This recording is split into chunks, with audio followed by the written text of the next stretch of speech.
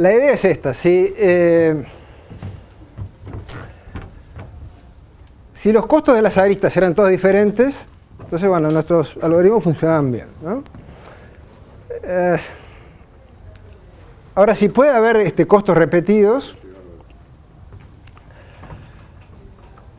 entonces, yo qué sé, hay muchos posibles árboles de cubrimiento y cada uno tiene un costo, y yo qué sé, de repente hay alguno por acá que tiene un costo C de T sub 1.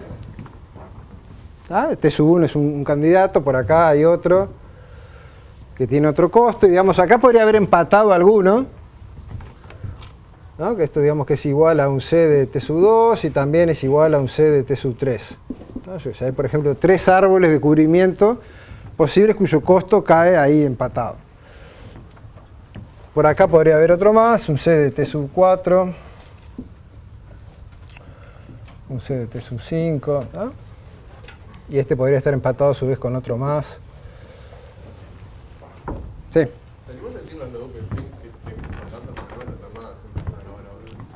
Sí, ok, tenés razón. Lo que estamos haciendo es, estamos bien tratando de entender por qué los algoritmos de, por ejemplo, el de Prim y el de Kruskal, funcionan correctamente aunque haya costos de aristas repetidos. En principio todo el desarrollo lo habíamos hecho asumiendo que los costos eran todos diferentes. Y la pregunta que nos hacemos es, bueno, ahora ¿qué pasa si hay costos, hay aristas que tienen costo empatado? Entonces yo, cualquiera de las dos que elija, me aportan lo mismo al costo total. Eventualmente podría haber empates, o sea, árboles que terminan el mismo costo. Yo quiero uno que minimice esto, sé que en este ejemplo quisiera quedarme con alguno de estos, o T1, T2 o T3, cualquiera de ellos me sirve, ¿no? Entonces, si uno se pone a pensar en esto, si, bueno, hay empates en las aristas, ¿no? Pero si eso es medio caprichoso, medio producto de la casualidad. Si yo dije, yo podría agarrar y modificar apenitas ligeramente esos costos para que queden todos diferentes, pero que no cambie sustancialmente este ordenamiento entre ellos. Entonces, les hago una pequeña perturbación a esos costos, de manera que queden todos distintos.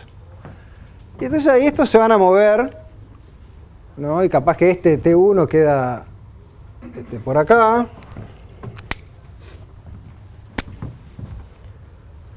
Este otro T2 queda por acá. Este T3 queda por acá. Este T4 se mueve por acá.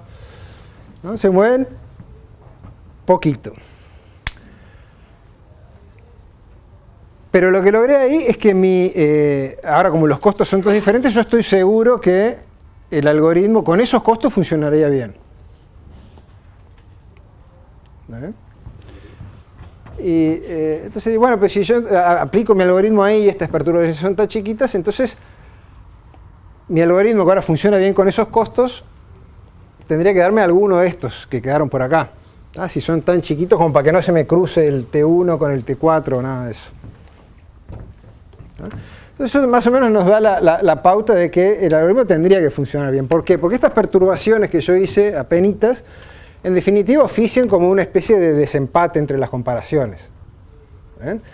O sea, el algoritmo de Prim o de Kruskal o cualquiera de estos, en cada paso cuando decide agregar una arista o no, lo hace en función de comparar costos. Es decir, agarro la que minimice esto, o sea, y si hay empates, desempata de alguna forma arbitraria.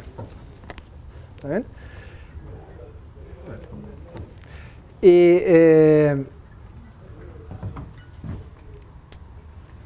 estos pequeños movimientos en los costos de las aristas, en definitiva lo que termina haciendo es como forzar ese desempate para algún lado. Y yo podría perturbar de una manera o de otra para que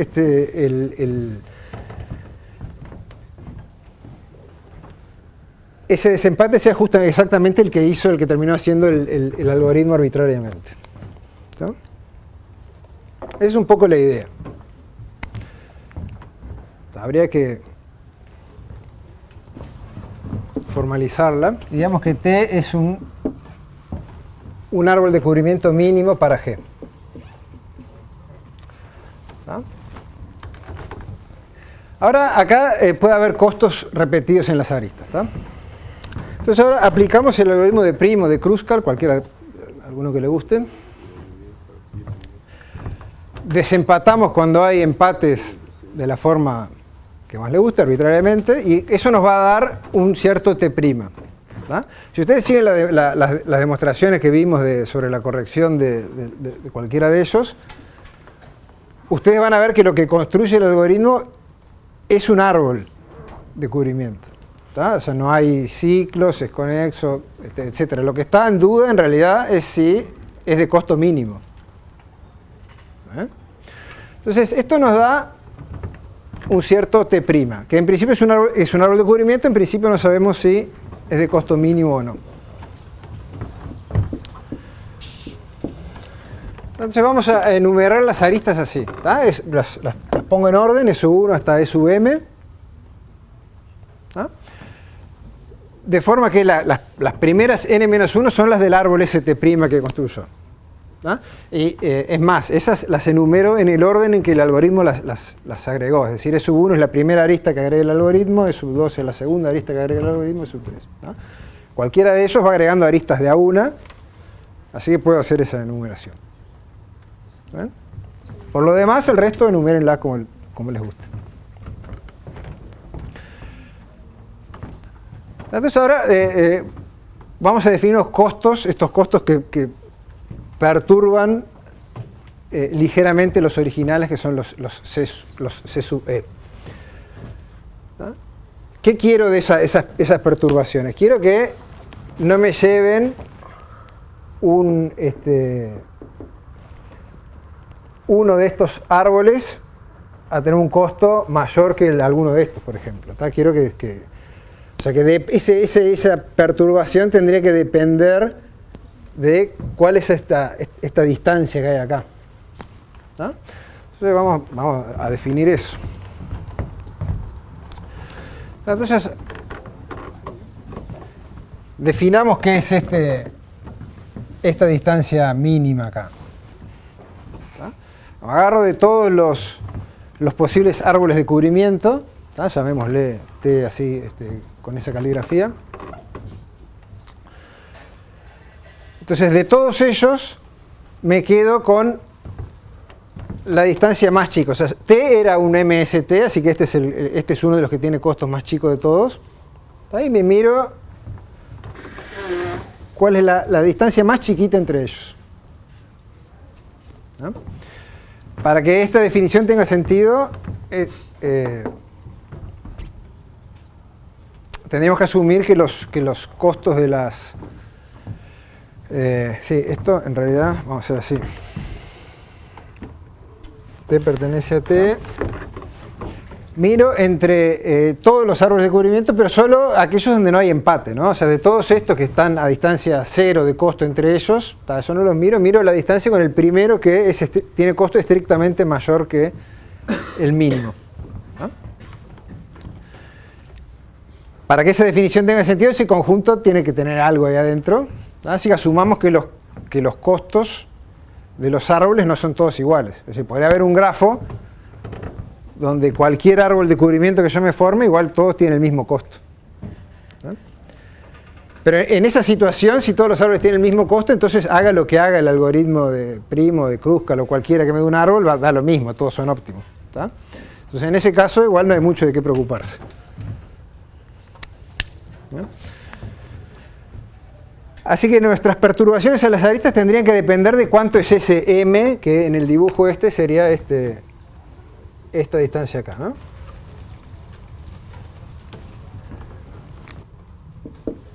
Llamémosle delta, me quedó medio chueca.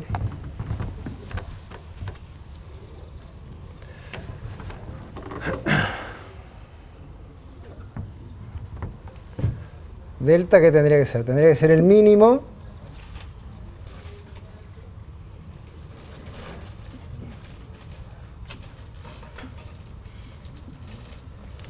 la mínima distancia entre dos aristas que tienen costo distinto.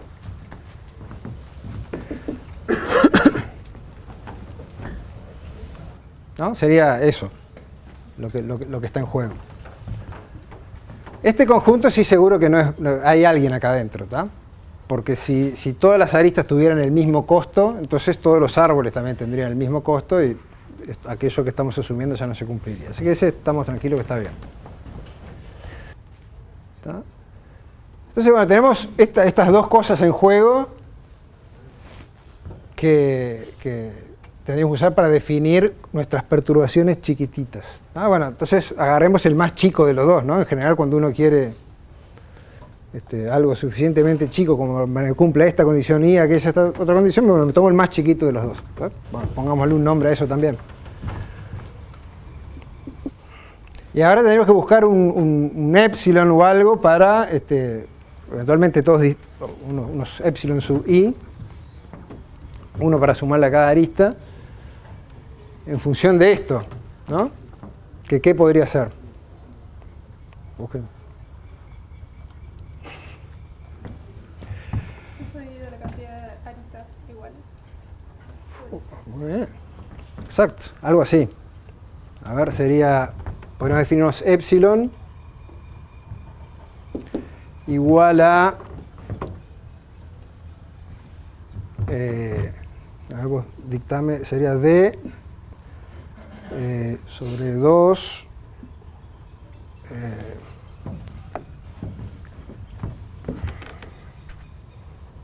por M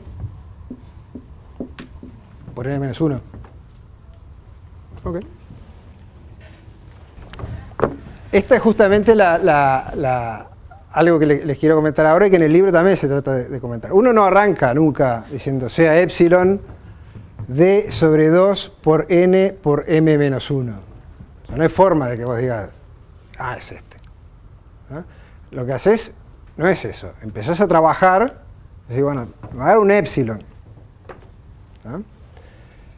Y empezás a avanzar y a medida que vas tratando de avanzar, y a medida que vas avanzando, ves qué es lo que vas necesitando que cumpla ese epsilon y vas anotando en la listita para los Reyes Magos de, bueno, yo quiero que cumpla con esto, con esto y con esto, y después vas para atrás, decís, sea epsilon, voilà. ¿No? O sea, yo podría arrancar diciendo, bueno, voy a buscar perturbaciones que sean, a cada arista le voy a querer perturbar con algo diferente, ¿no? Entonces por eso las enumero y digo, bueno, a cada uno les voy a sumar un i por epsilon. Y quiero que ese epsilon sea chiquito. ¿No? Sigo trabajando y después veo qué necesito que cumpla este epsilon. Entonces ahora, ¿qué es lo que necesitamos? Primero necesitamos que se respetara el orden entre los costos de las aristas, ¿no? Eso vamos a ver que se cumple. O sea, lo primero que queremos ver es que si tenía dos aristas que una tenía menor costo que la otra, que eso se sigue cumpliendo. Bueno, entonces, ¿quién es el K sub E? K sub E es el costo original que tenía C sub E más este I multiplicado por epsilon. ¿Ah? Bueno, este I será como máximo la última arista M. Entonces, cuando multiplico M por epsilon,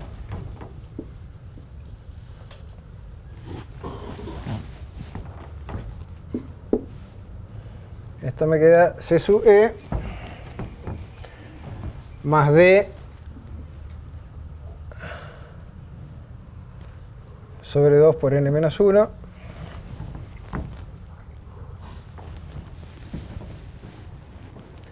y ese es menor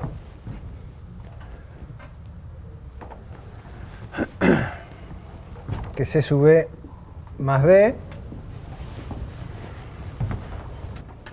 ¿no? Entonces acá ven de dónde están esos, el M por ejemplo que está dividiendo ahí. Yo quiero que cualquiera de las aristas, cuando yo multiplico el número de aristas por el epsilon me quede algo más chico que una cosa que me interesa, que ahora vamos a ver de dónde salen las otras partes de acá, ¿no? Entonces, digo, bueno, esto es más chico que esto es estrictamente más chico que C sub E más D, pero el D yo justamente lo definí que era como el mínimo entre M y delta, o sea que en particular es más chico o menor o igual que el delta, y el delta era la menor distancia entre dos aristas. ¿No? Entonces, ¿eso qué quiere decir? Que si yo tenía una arista que tenía un costo diferente que esta, entonces entra en el juego de esa minimización, ¿ah? Y si yo le sumo D, nunca me voy a pasar de el costo de otra arista consecutiva. Porque elegí el D así. Dije, es la distancia más chica entre dos aristas que tengan costo diferente. Bueno, acá tengo dos aristas que tengan costo diferente, entonces si le sumo D, nunca me puedo pasar a la otra, a un costo que alcance a la otra. ¿Tá? Y el C sub E', ¿tá? A su vez, es más chico que el K sub E', porque los K sub E los construí sumándoles un épsilon. Así que si tenía dos aristas, que una tenía costo menor que la otra, eso con mis costos nuevos sigue pasando. Ahora, si tengo dos aristas que tienen el mismo costo,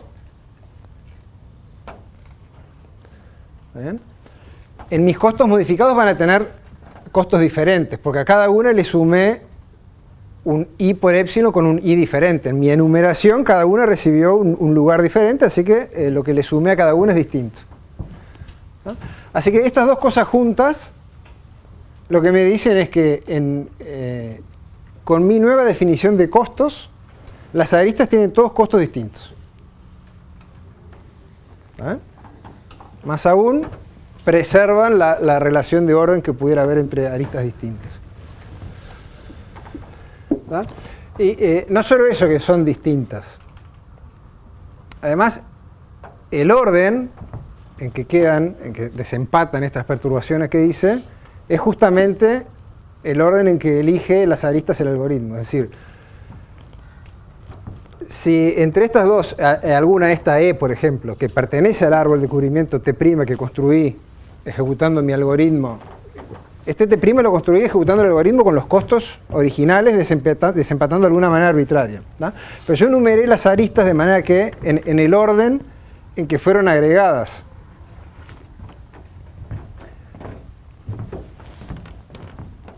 ¿No? De manera que el I que aparece acá, en esa enumeración, es más chico para la arista que agregué primero. Entonces el costo modificado que recibe es menor en la arista que se agregó primero. ¿No? Esa es la motivación para haberme definido el épsilon como, para haberme definido aquella enumeración y el épsilon, y la perturbación agregándole un I por épsilon. O sea, yo quiero de alguna manera definirme esta perturbación para forzar a que el algoritmo, con los costos modificados, construya el mismo árbol, ese T' que yo tenía originalmente. Entonces, juntando estas dos cosas que acabamos de ver, llegamos a la conclusión de que si ejecutamos el algoritmo de Kruskal, el mismo algoritmo que habíamos corrido recién para construir T', lo ejecutamos con estos costos modificados, entonces el árbol que va a construir es exactamente T'. ¿Ah? Porque todos los desempates que hizo arbitrariamente originalmente nuestro algoritmo ahora están inducidos por estos costos modificados, donde ahora son todos distintos. ¿Ah? Entonces, como los costos son todos distintos ahora, en ese caso, para este grafo con esos costos modificados, sabemos que el algoritmo, cualquiera de ellos, funciona correctamente. Así que este T' que habíamos construido originalmente para aquel grafo G con esos costos originales, si yo lo miro con respecto a estos costos, este T' es un MST. ¿Ah? Es un árbol de cubrimiento mínimo. Porque los costos son todos distintos y ahí ya sabemos que el algoritmo funciona bien. Lo único que nos falta ver es que T' es un MST para los costos, los primeros, los originales, que es lo que realmente nos interesaba. Entonces, bueno, digamos que no es un MST. ¿Ah? O sea que tiene un costo estrictamente mayor que T, que sí era MST. ¿Ah? Entonces, ¿cuál era nuestro argumento? Nuestro argumento era, yo voy a mover, voy a perturbar estas aristas de forma tan chiquitita, ¿ah? que haga que esos costos modificados nunca hagan que un árbol de los que estaban en primera línea se cruce con alguno de los que eran un poco más caros. Ese argumento todavía no lo usamos, digamos. Entonces lo que tenemos que ver es que, bueno, si esto fuera así, o sea que este t tuviera un costo más chico que este t', entonces con los costos modificados también tendría un costo más chico que t'.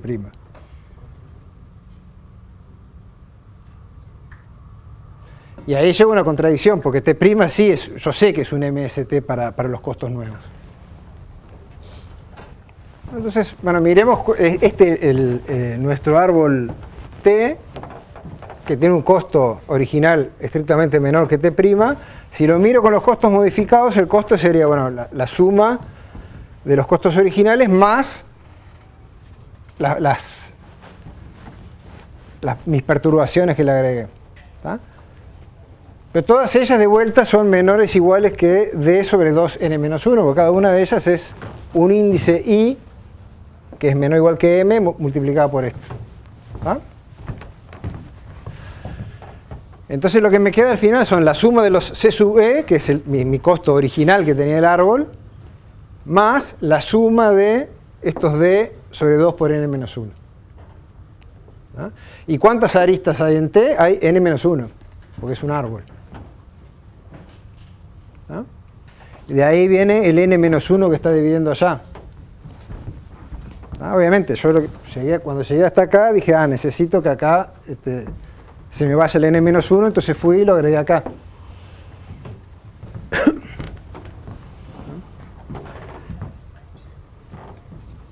Entonces esto me queda, el costo es menor o igual que el costo que tenía originalmente más ese d sobre 2. ¿Tá? Y ahora tengo que usar lo que todavía no he usado, que es nuestra definición de m, es decir, qué tan cerca pueden estar dos árboles que tienen costo diferente. ¿Ah? Este d en particular es menor o igual a m, porque tomé el mínimo de los dos, así que esto es menor o igual que c de t más m sobre 2. ¿Ah? Entonces ahora, bueno, tengo que usar, si yo estoy asumiendo que c de t' es mayor que c de t, ¿ah? Entonces entra acá adentro. ¿Ah?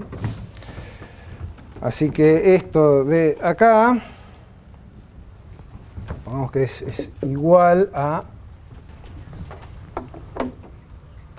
Y ahora, el c de t dijimos que tenía costo más chico que t', ¿tá? Porque justamente no era un MST. Así que esto de acá es negativo. Estoy restando el costo de un árbol de cubrimiento mínimo, le estoy restando el costo de otro que no es mínimo. ¿No? Así que eso que puse ahí está restando. ¿Y cuánto está restando? ¿Qué tan negativo es? ¿Cómo? Claro. En valor absoluto es mayor o igual a m, así que esto es menor o igual que menos m. ¿No? Por cómo me definí el m allá y cómo me terminé definiendo toda la cadena de definiciones que hicimos allá. Así que esto es menor estrictamente que el c de t'. Y además el c de t' es menor que el k de t', porque los k solo aumentaron. Le sumé cosas. Así que esto es menor que k de t'. Y eso es absurdo porque el t' habíamos dicho que era un MST para los costos modificados. Entonces esto redondea el argumento que decíamos recién. Es decir, yo me definí esas perturbaciones tan chiquititas tal que si t tenía un costo menor que t' con los costos originales, entonces con los costos modificados también tiene un costo menor. Pero entonces t' no hubiera sido un MST. ¿Cómo? No, yo tampoco pretendo que se les ocurra. Lo que sí me parece que está bueno es tomarse el trabajo de mirarlo y hacerlo y ver que no hay nada oscuro. O sea, porque si nos tomamos el trabajo de mostrar que los árboles de cubrimiento, estos algoritmos funcionan correctamente cuando los costos son todos distintos, me parece que no está bueno quedarse con, también funciona cuando puede haber empates, pero es ahí medio magia negra, no sé por qué. No hay ninguna magia negra. Yo sé que es trabajoso, pero se entiende.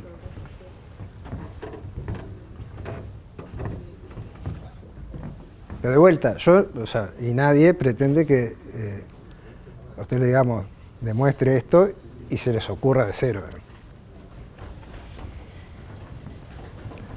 ¿Alguna otra duda, pregunta? Capaz que la respuesta es más corta igual. Esta fue larga. Una pregunta. Si nosotros fuéramos implementando el algoritmo en una computadora, ¿no? Sí. ¿Cómo haríamos para hallar el epsilon? Esa es una excelente pregunta, lo iba a hablar y me había olvidado. No hallás el epsilon. Si fueras a hallar el epsilon, tendrías que enumerar todos los posibles árboles de cubrimiento. Si los enumero, ya está, ya no necesito más nada, elijo el que tenga el costo mínimo y ya está. Esto no es que uno lo vaya a implementar algorítmicamente. O sea, todas estas cosas, todos los epsilon, los m, los d, etcétera, son todas cosas que ocurren en mi cabeza. Es algo que yo estoy usando para razonar y hacer una demostración sobre qué pasa con los algoritmos. ¿Ven? Lo que terminamos probando es que con todos esos epsilon y cosas que existen, así que tengo derecho a razonar sobre ellos, pero que no tengo por qué implementar en ningún lado.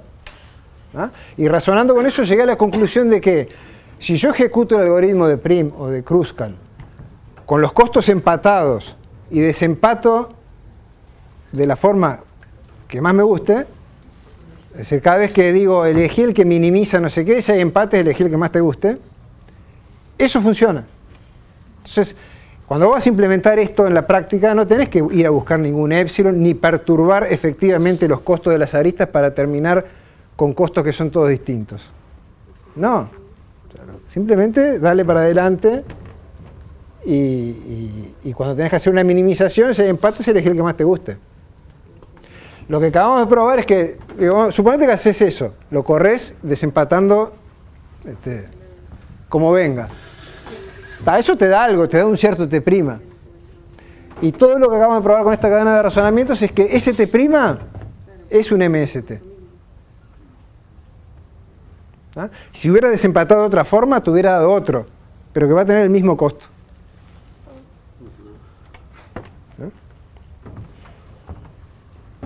Entonces, claro, no hay que ir a buscar ningún epsilon.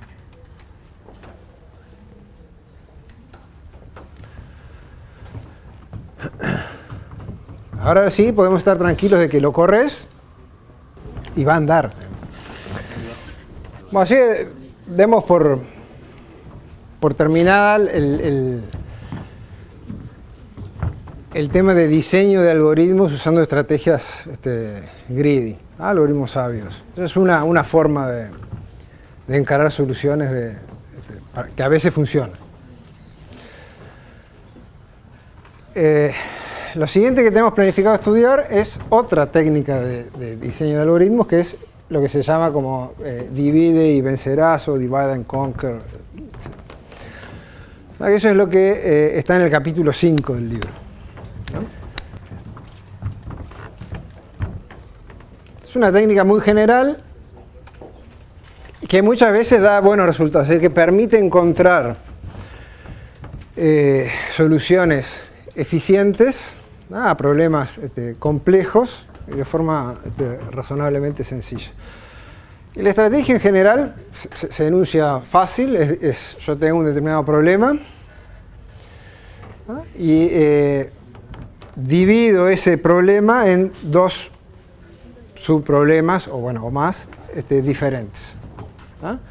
Resuelvo cada uno por separado, es decir, ahí es la parte del divide y vencerás. Cada una de esas partes, como es más chica, es más fácil de trabajar.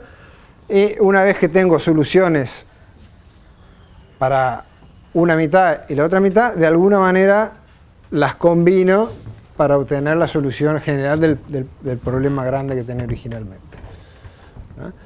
¿Cómo se traduce eso concretamente en cada problema? Bueno, depende. ¿No? Cada tipo de problema tendrá su propia estrategia y no siempre es obvio cómo hacer el divide. ¿No? Un ejemplo clásico de eso es lo que ustedes, supongo ya que habrán visto, por lo pronto en el libro en los primeros capítulos, es un algoritmo de ordenamiento que es el merge sort. ¿No? ¿Qué hace uno ahí? Uno tiene para ordenar un arreglo, ¿no? ¿Cómo hago eso? Y bueno, este problema sería más fácil, ¿no? Si yo cada mitad del arreglo estuviera ya por sí ordenada. Pues yo ahí simplemente, si estas dos mitades del arreglo estuvieran ya ordenadas, digamos, pongo esta mitad acá, esta otra acá. Entonces después, ¿cómo construyo el arreglo final ordenado? Bueno, voy sacando de acá y voy poniendo, ¿no? Voy comparando uno a uno y si este es el menor, pongo este y avanzo a la siguiente posición en la lista. Si este sigue siendo el menor, pongo este. Después, si este pasa a ser el menor, pongo este, etc. Y si voy avanzando, o sea, consumiendo estas dos pedazos de arreglo que ya están ordenados y armo un arreglo completo que está ordenado al final, ¿no? Ese es un ejemplo clásico de estrategia de tipo divide y vencerás, ¿no? Tengo que ordenar un arreglo de tamaño n, bueno, lo divido en dos arreglos de tamaño n sobre 2, resuelvo cada parte por separado y después los combino. Por supuesto, la forma de separar y de combinar tiene que ser implementable de forma eficiente, ¿no? Si no, uno se va a consumir los recursos en separar y combinar y al final esto no reditúa. Pero si hay alguna forma de hacer eficientemente eso, una estrategia de este tipo suele funcionar. Claro, en este caso, combinar las dos mitades ordenadas en un solo arreglo ordenado, ¿cuánto me lleva? ¿Qué cantidad de operaciones? ¿Cuánto tiempo? Si esto tiene tamaño n,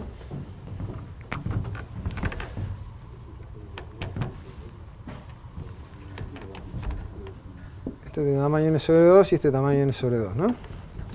Entonces, la parte esa de combinar, ¿cuánto me lleva? O de n, ¿no? La suma de lo que cada una de las mitades me lleva tiempo de n.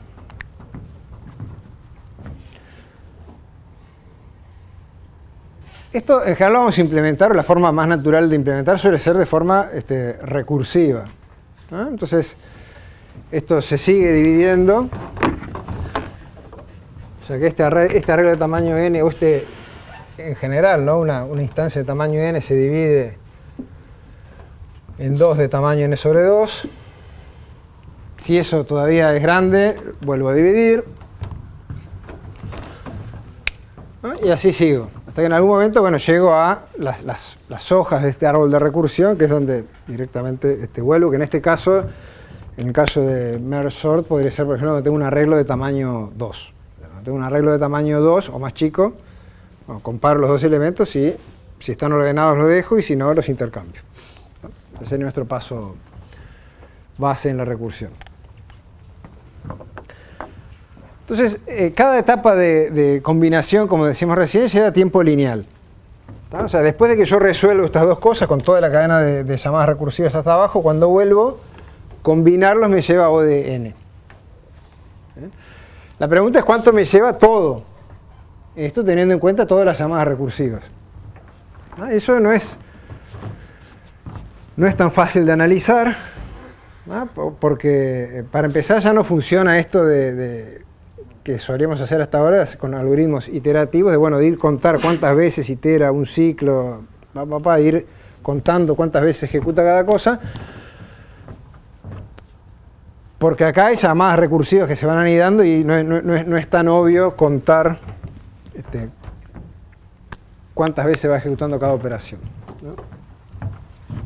Para analizar una cosa de este tipo, en un ejemplo como este, la clave es darse cuenta que si yo voy mirando diferentes niveles de la recursión, ¿ven? Yo tengo el mismo problema, el mismo tamaño n, fraccionado en más pedazos, pero al final están siempre los mismos n elementos ahí,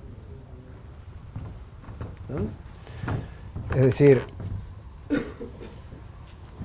si esto digamos que es nivel 0, esto es nivel 1, esto es nivel 2, ¿no? En el nivel 0 tengo n elementos. En el nivel 1 tengo dos problemas y cada uno es de tamaño n sobre 2, así que al final tengo n cosas. Si sumo lo que me cuesta acá con lo que me cuesta acá. En el siguiente nivel tengo ahora 4 fragmentos, pero cada uno tiene tamaño n sobre 4, así que están los mismos n acá adentro. En general, si yo miro el nivel i de esta recursión, tengo 2 a la i problemas, pero cada uno es de tamaño n sobre 2 a la i. Entonces, si la etapa de combinación y de separación de los problemas me lleva tiempo lineal, ¿tá? Entonces en definitiva todos llevan lo mismo o acotados por lo mismo, ¿tá? Porque este nivel me va a llevar algo acotado por una cierta constante c por n. Este otro nivel me va a llevar, este problema me va a llevar algo acotado por c, si no cuento las llamadas recursivas, ¿no? O sea, solo cuento cuánto me cuesta combinar las soluciones o separarlas.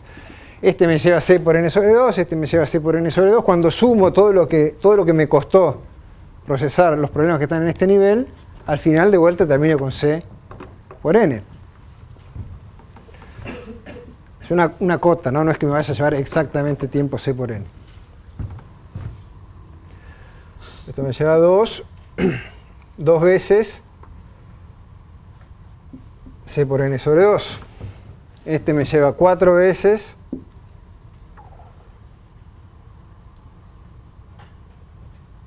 por c por n sobre 4. Entonces, el tiempo que yo consumo en resolver todos los problemas que están en un cierto nivel es siempre acotado por c por n. Si no, o sea, descontando el tiempo de las llamadas recursivas, ¿no?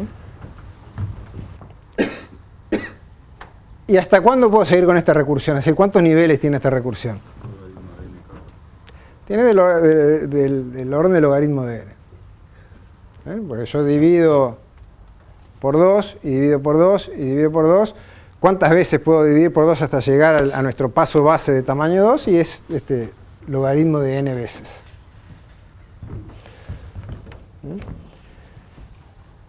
Entonces así uno un poco intuitivamente se da cuenta que esto, el tiempo de ejecución de esto tendría que ser del orden de n, que es lo que me lleva a cada nivel, multiplicado por log n, que es la cantidad de niveles que puedo tener. Entonces, si lo llamamos t de n al tiempo de ejecución para instancias de tamaño n, sumando todo, ¿no? Llamadas recursivas, si no. Entonces, en una estrategia donde yo divido en 2, resuelvo y después combino en tiempo lineal, ¿tá? Yo lo que sé es que este t de n,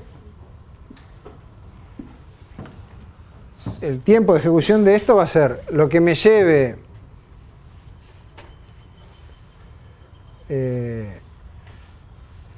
las llamadas recursivas que cada una de ellas me va a llevar t de n sobre 2. Y tengo 2 de esas, más lo que me cueste separar y combinar los problemas, que en este caso es lineal, así que digamos que está acotado por una cierta c por n. Y digamos que por otro lado, cuando tengo una instancia de tamaño constante, chiquito, digamos 2, entonces ahí el tiempo que me cuesta resolver eso, ya no voy a hacer más llamadas recursivas, es acotado por una constante. Puedo poner la misma constante acá, estos son cotas en definitiva, así que puedo usar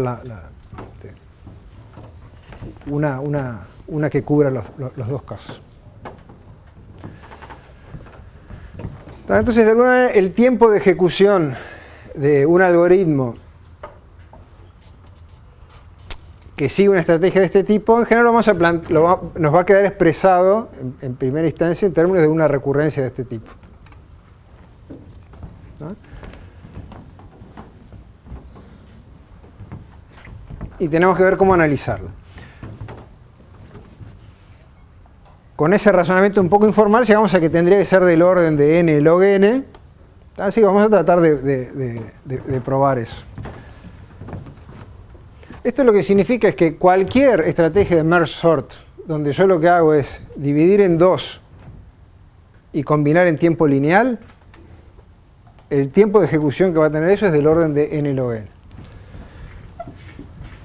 Y ¿cómo razona uno sobre algoritmos recursivos, sobre recurrencias, que es la opción casi cantada? Es tratar de trabajar por inducción. Lo que está definido inductivamente, trato de razonar sobre eso también de forma inductiva. Entonces lo hacemos por inducción. Bueno, para el caso base, n igual a 2, esto se cumple, ¿no? O sea, sabemos por la definición de la recurrencia que t de n es menor o igual a c. Y por otro lado, para n igual a 2, c por n log n es 2c. ¿Tá? Así que ahí estamos bien.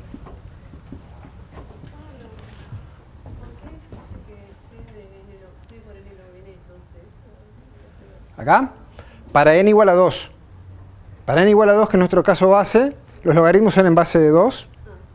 ¿Tá? Así que el logaritmo de 2 es 1. Y esto me queda 12.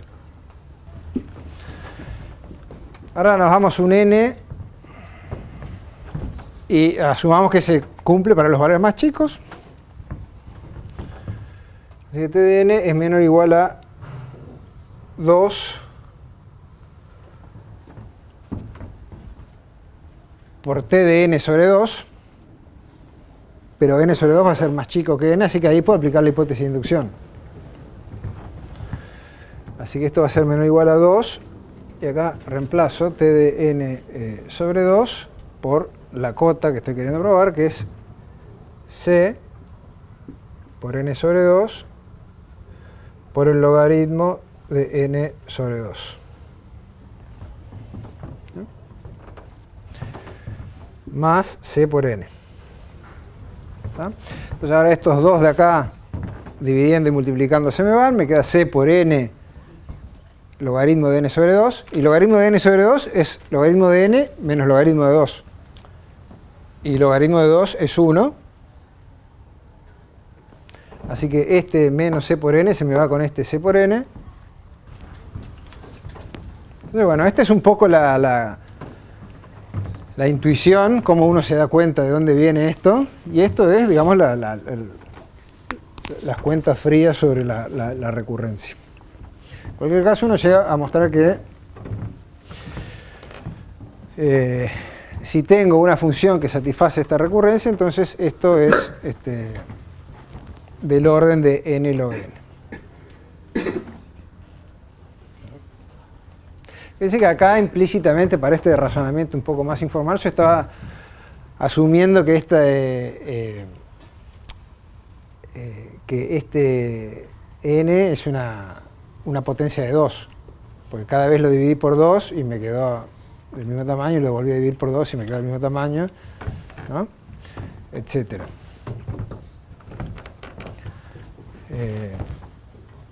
Acá no. ¿No? Yo no necesito que esos n sean enteros, ¿no? Igual para plantear que el tiempo de ejecución cumple con esto, sí estoy asumiendo de alguna manera que este n es par, porque bueno, el tiempo que me lleva una mitad más el tiempo que me lleva la otra mitad, ¿no? Más adelante, si quieren, lo vemos.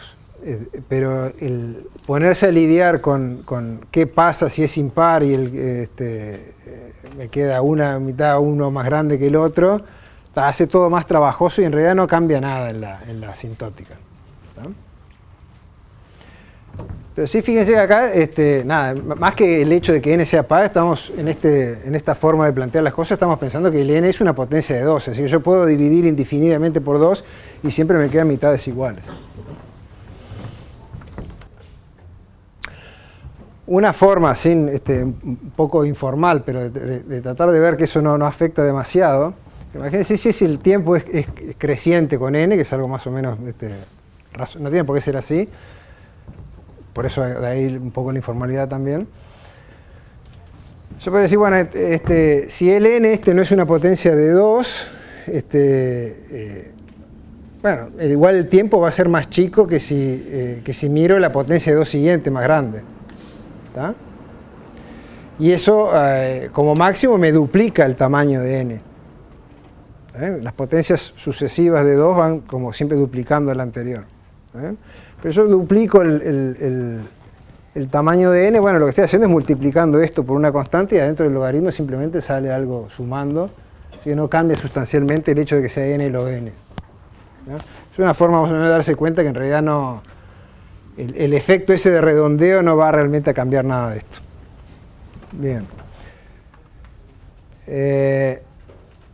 Obviamente cuando uno se plantea estrategias de este tipo, no siempre va a terminar con algo que calce perfectamente acá. Es decir, que divido en 2 y combino en tiempo lineal. A veces me van a pasar otro tipo de situaciones, depende de cómo sea el problema. A veces en vez de dividir en 2, voy a dividir en 3 o en más, ¿no? Entonces, de alguna manera, esto se generaliza a otro tipo de casos. Esta, de todos modos, es una que aparece mucho. Esto de divido en 2 y combino en tiempo lineal, aparece y aparece y aparece, ¿no? Hay otras situaciones que también vamos a explorar, donde en vez de dividir eso que sea en 2, divido en 3, ¿no? o más. Y a veces divido en menos, por ejemplo, separo en 2 mitades y en función en tiempo lineal elijo con cuál me puedo quedar y voy solo por esa mitad. Entonces divido la mitad y voy siempre por la mitad, ¿tá? O sea, entonces ahí este 2 no estaría, ¿no? Bueno, esas cosas las vamos a seguir estudiando ahora. O sea, el plan de ruta ahora es primero trabajar un poco con esto que nos da las herramientas para analizar ese tipo de algoritmos, ¿no? Y después ver varios ejemplos de algoritmos interesantes donde se usan estrategias de este tipo, para uno también desarrollar intuición y costumbre de usar la herramienta, ¿no? de ver en qué tipo de problemas conviene usar o podría convenir usar una estrategia de este tipo y tantear y probar a ver si funciona, ¿tá? Yo creo que igual conviene ahora cortar y seguir con esto la semana que viene.